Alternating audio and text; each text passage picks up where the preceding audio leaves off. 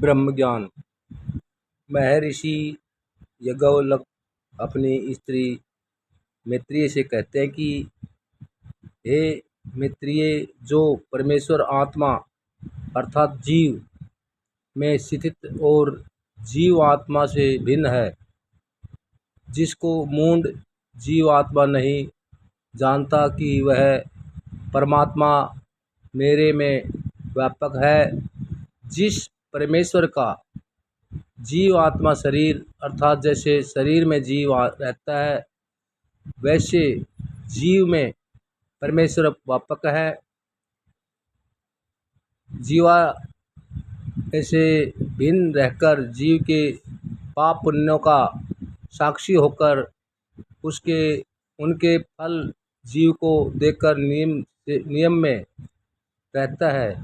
वही अविनाशी स्वरूप तेरा भी अंतर्यामी आत्मा अर्थात तेरे भीतर व्यापक है, उसको तू जान इत्यादि वचनों का क्या कोई अन्यथा अर्थ कर सकता है। अर्थात समाधि दशा में जब योगी को परमेश्वर प्रत्यक्ष होता है, तब वह कहता है कि यह जो मेरे में व्यापक है वही ब्रह्मा सर्व व्यापक है। इसलिए जो आजकल के वेदांती जीव ब्रह्मा की एकता करते हैं, वे वेदांत शास्त्र को नहीं जानते।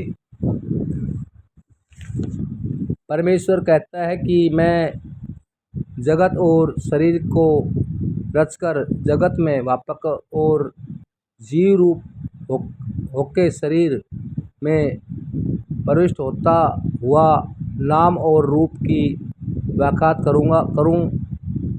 परमेश्वर ने उस जगत और शरीर को बनाकर उसमें वहीं प्रविष्ट हुआ इत्यादि त्रुटियों का अर्थ दूसरा कैसे कर सकेगा।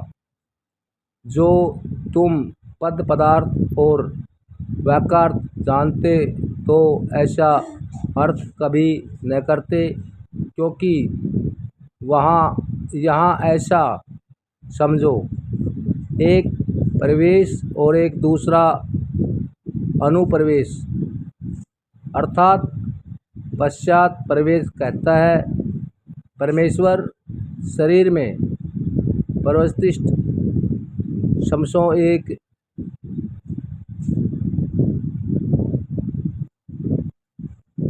हुए जीवों के साथ अनुपस्थिति के समान होकर वेद द्वारा सब नाम रूपादि की विद्या को प्रकट करता है और शरीर में जीव को प्रवेश करा।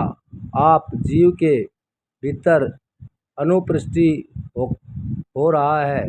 जो तुम अनु शब्द का अर्थ जानते तो वैसा विपरीत अर्थ कभी न करते। अर्थात जो वेदत मैंने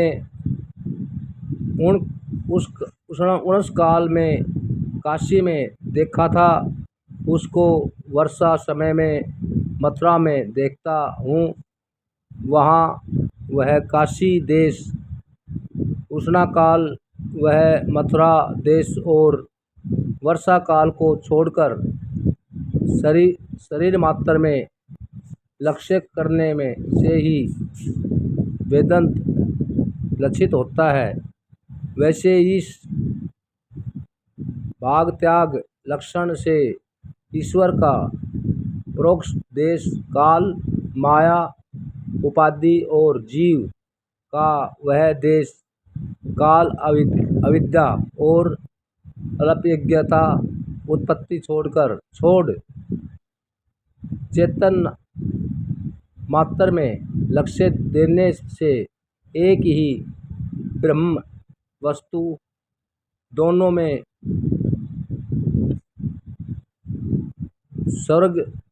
स्वर्गापी वाचार्थ ईश्वर और अल्पज्ञ वशिष्ठ वासार्थ जीव का छोड़कर चेतन मात्र लक्ष्यार्थ का ग्रहण करने से अवैध सिद्धि होती है। यहाँ क्या कह सकेंगे।